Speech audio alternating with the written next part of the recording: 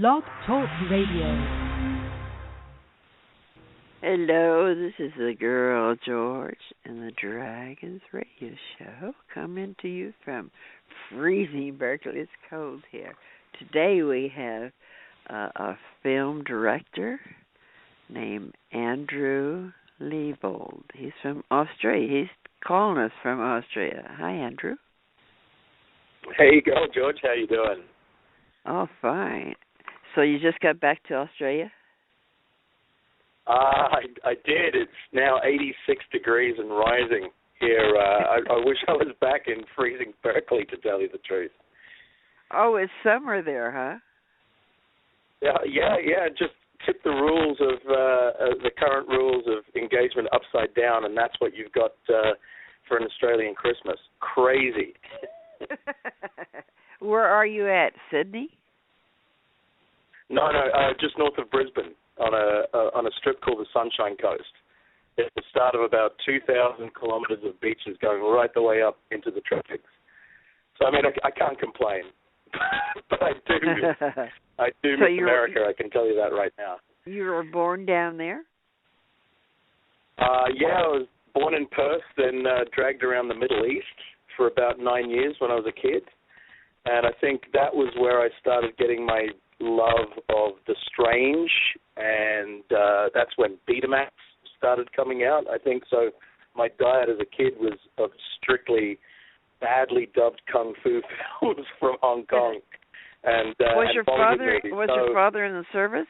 Was your father in the service? No, he was a civil engineer. He was doing huge public works like the Sultan's Palace in Oman.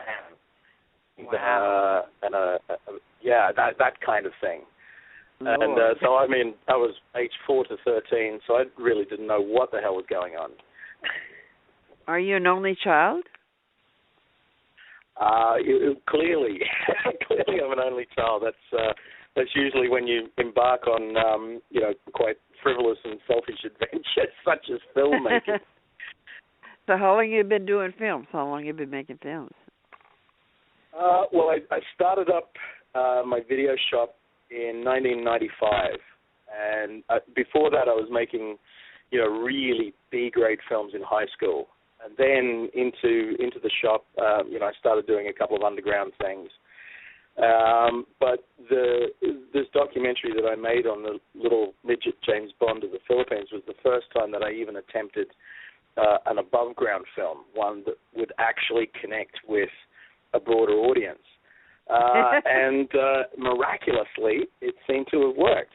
So in the course of 8 years since beginning Search for Wingwing, I've kind of graduated from video shop clerk and underground filmmaker to someone who can actually screen their movie around the world, to an audience that connects. I mean, that's quite an amazing transformation when you think about it.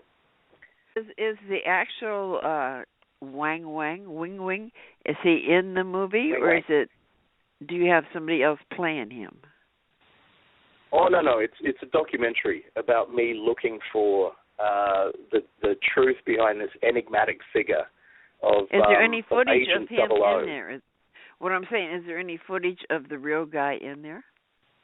Oh, there's lots of footage from his movies and cool. photos, childhood photos, that kind of thing. So you really do get a sense of just what this little guy, this little 2'9" James Bond was like.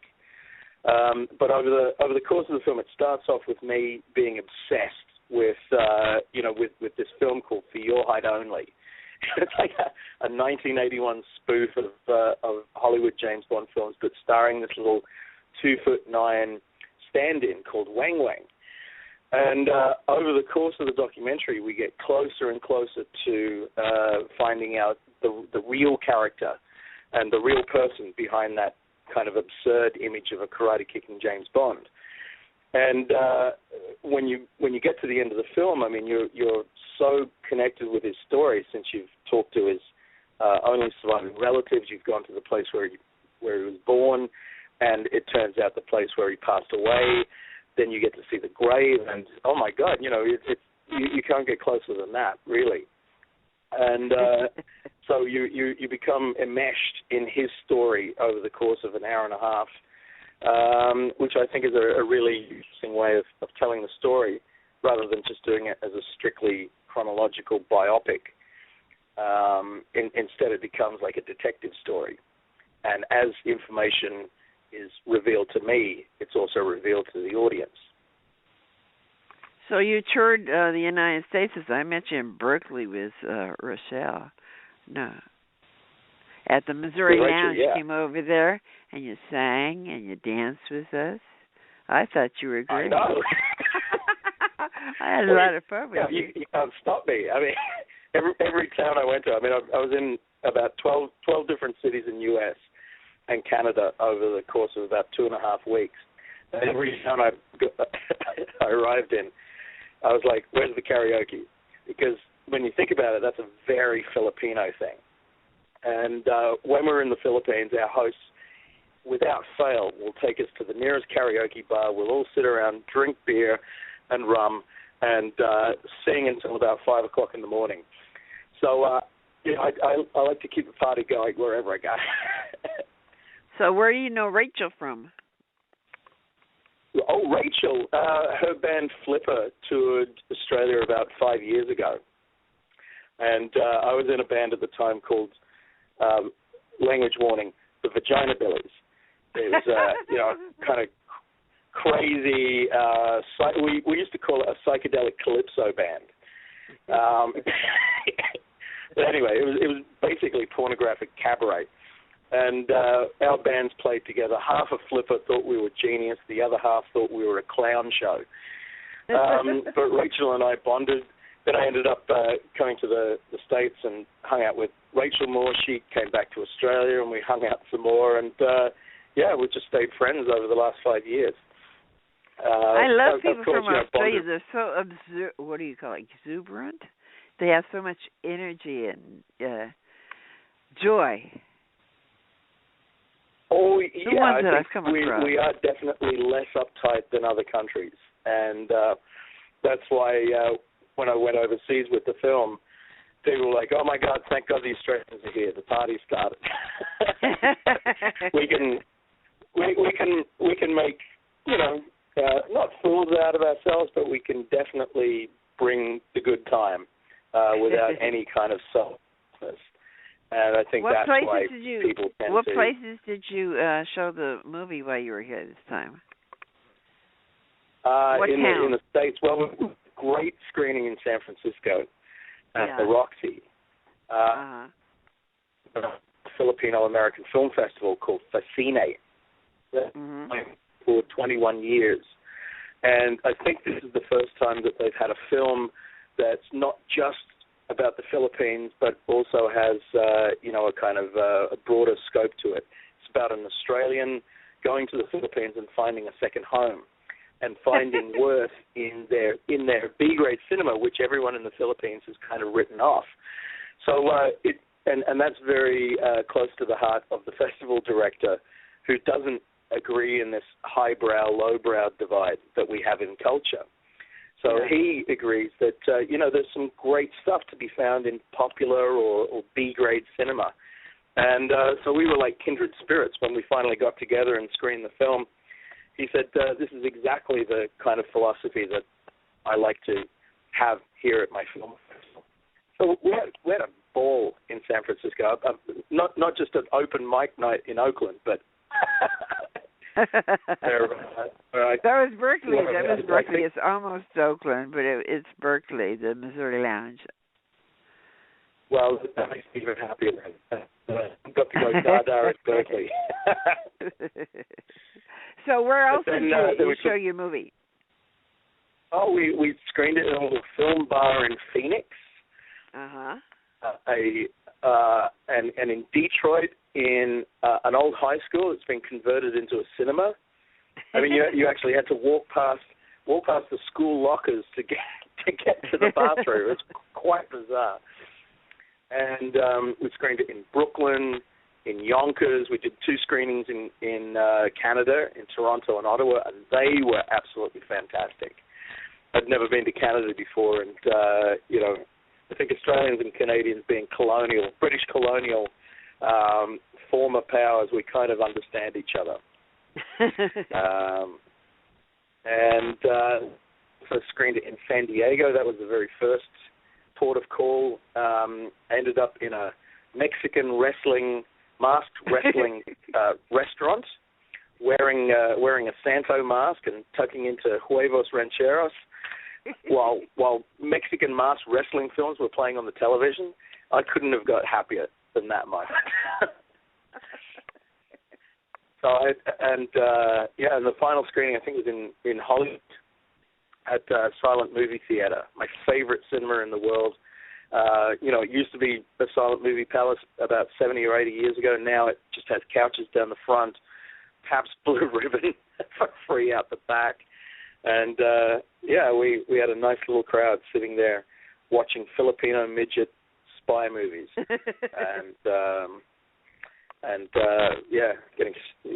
Stretching out on the couches. It was just a home away from home. So you got an old film that's starting to come back out now, right? No. The film's about Filipino midget spy films. No, the one before Filipino. That. Isn't there another one that's coming out now that you made before? I seen it up on your website. No. Oh, you mean the one that you saw on Facebook? Something about pornos or something. Oh, right. No, the film I did back in 2003, one of the underground films that I did, is called Lesbo A GoGo. And it was an attempt to recreate one of those old 60s sexploitation films by a female director called Doris Wishman. She was a tiny little Jewish New York filmmaker who had no idea really how to make a film. She would just make up the rules as she went along. So she wouldn't shoot with sound. She tried to suggest all of this crazy sex and violence without actually being able to show it for censorship reasons. And she was so cheap. She would shoot the back of people's heads while they were talking so she didn't have to sync up the voices in post. This woman was a real hero of mine. The ultimate in DIY filmmaking. So we did this, 60-minute tribute to her called Lesbo A GoGo, and it was in black and white except for one psychedelic color sequence. We did it entirely without sound. We tried to suggest all of this outrageous sex and violence stuff without actually showing anything. I mean, really, the film was G-rated.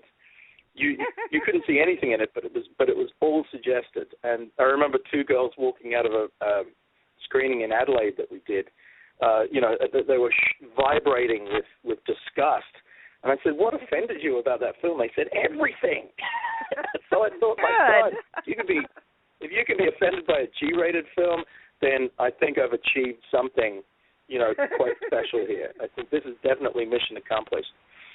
So anyway, cut to 2014, and my cameraman on the film decided that because no one's ever seen this film, it basically sat on a shelf since a few screenings in 2003, he did a documentary about, the untold story of an unseen film, and got everyone back together again, talking about these recollections of trying to make a $700 feature film,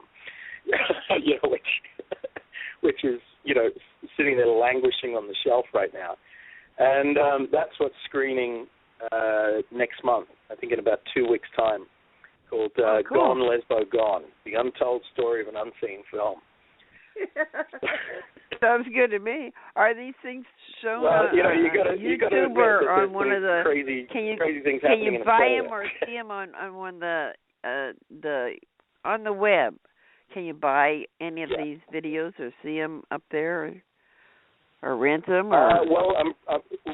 You can see a lot of Wingwing in action if you just type Wingwing into YouTube. There are entire movies in there. There is the Wingwing rap, which has had, I think, about 2 million hits. And we actually met up with those guys, the Wingwing rappers in Toronto. Absolutely fantastic guys. Click on Wingwing rap and you will see the ultimate tribute to this little 2'9" James Bond of the Philippines. But you'll also see clips of him from For Your Height Only, and he did a couple of westerns, one of them called The Wild Wild Weng. So I mean, a kung fu spy western with an entire tribe of pygmy waiters, all in red face, dressed up as Red Indians. Seriously, just fast forward to the end of it. The whole thing's up on YouTube. You'll get to see what has to be the most absurd battle sequence in history. Filipinos dressed as Mexicans and midget waiters dressed as Red Indians. Oh my God! It will make you understand exactly what this obsession about Wingwing has sprung from. How did you find him? I never heard of him. Well, I was a video nerd going right the way back to high school and probably even before. And before opening a cult video store that was devoted to all of this crazy B-grade stuff and classic and foreign films, I was collecting movies for the store, and there was always, talked about in hushed tones among collectors, this holy grail from the Philippines, this midget James Bond spoof called For Your Hide Only, and I finally tracked it down, put it into the video player. This was back in the days of VHS, and I could not believe my eyes. I couldn't believe that I was seeing a little 2'9" James Bond kick someone in the nuts and then run between their legs. That had to have been, the greatest thing that I'd ever seen up to that point. And so For Your Hide Only became the high watermark for me for any kind of cinema. It had to match that for it to be considered worthy. And because there was no information about Wingwing anywhere, that desire to solve the mystery began, and took, I think, around about 20 years for it to finally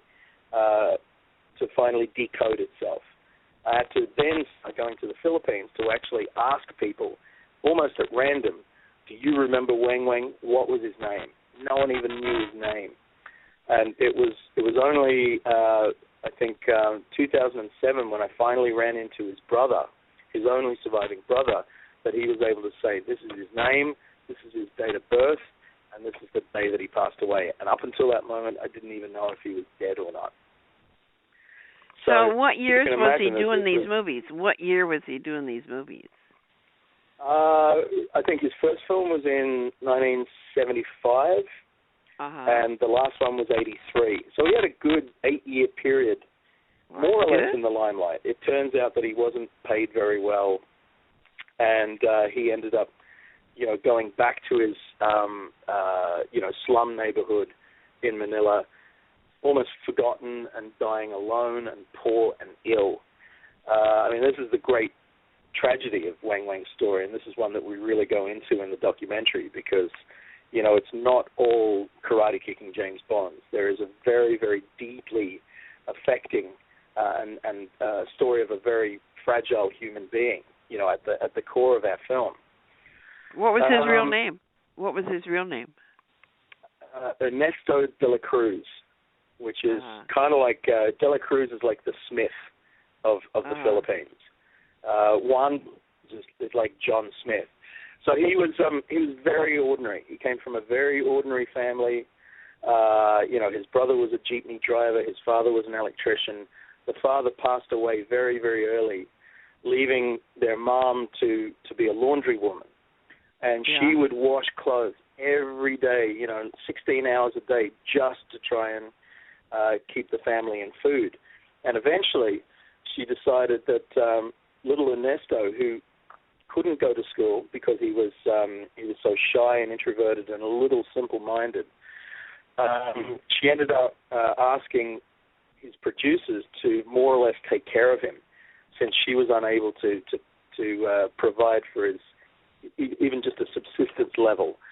And so he went to live with them on and off, and they fashioned him into a movie star.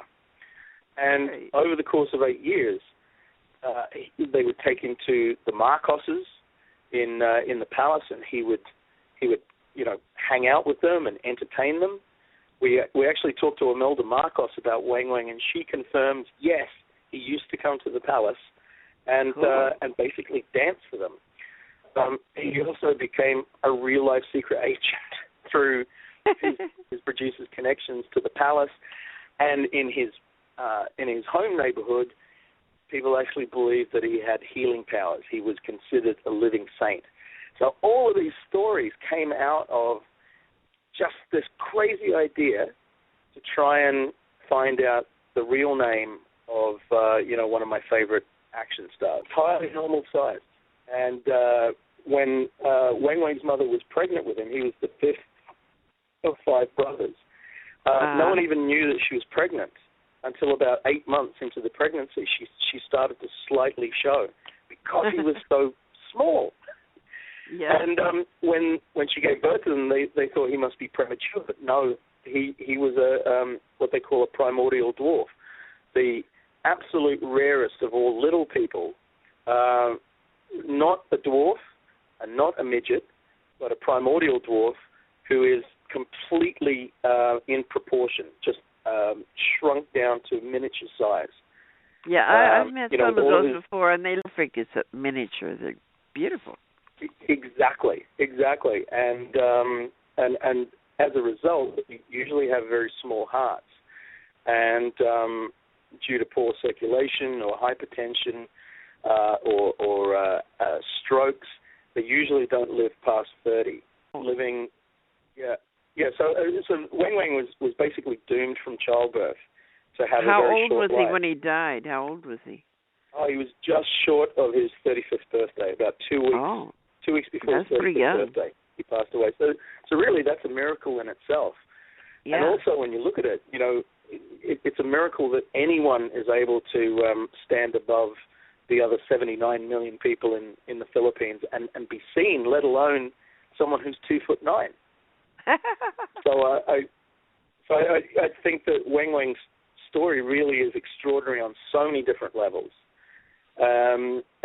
Apart from the fact that he was a professionally trained stuntman, he did all of his own stunts. He was actually seconded into the Philippine Secret Service and would go on infiltration missions. All of this stuff is in the movie, and I swear all of it is true, or to the best of our knowledge. As far as everyone remembers, it's the truth. So when are you coming to the States again? When are you coming to the States again? As soon as I can. It looks like I've got a new movie on the horizon, which came out of my trip to Hollywood. I ended up sitting with one of Wingwing's former co-stars from his final movie, Caliber 357, and Nelson said, "I really like what you're doing, and what do you want to do as the next film?" I said, "I want to keep exploring the Marcoses, because they seem to be the most fascinating figures in Philippine history. And I want to explore their connections with pornography and how they use state-sanctioned pornography in the final years of their dictatorship to try and take attention away from their failing regime." So, propaganda, Propaganda? From 83 to 86, they used porn as the great distraction. And that, I think, is a really interesting story from Philippine history. That I want to explore in detail. So that, I think, is the next film, and I think I'll be back in California before you know it, in pre-production. Okay. So more open mic nights, please, Girlgeorge. Yes, every Wednesday night you can just come on by, and somebody will back you up. Roger can play anything. That's the guy that backed you up. He's the best guitar player on the place. Those guys were phenomenal, and I loved your song too. I thought that you were one of the greatest moments of open mic night. You were absolutely terrific. I'm loud. Well, so am I, baby. So am I. That's what I like. So you do Joe Cocker songs too?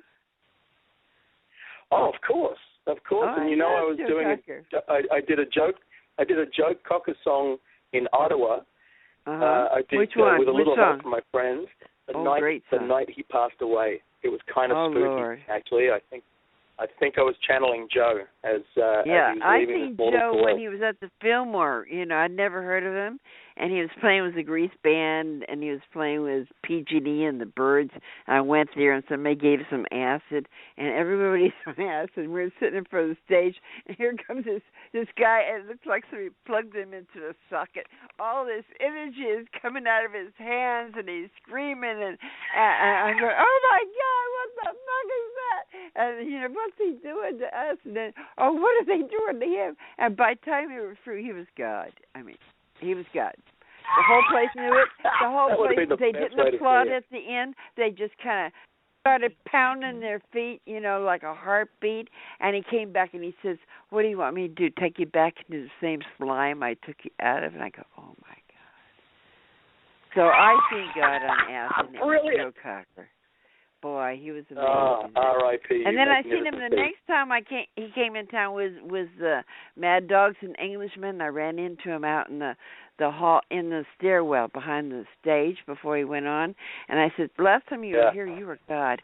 And he says, what? And I says, you were God. He says, oh, okay, thank you. Okay, thank you for calling. This is the Girl George and the Drag Radio Show. We're out of time. Thank you for calling. It was great talking to you. Hope you come by and see us again sometime at the Missouri Lounge. And good luck with your movies. Yeah. Say bye. I look forward to showing it to you, and we'll do a duet next time. Okay. See you later, alligator. Yeah. Bye. Bye.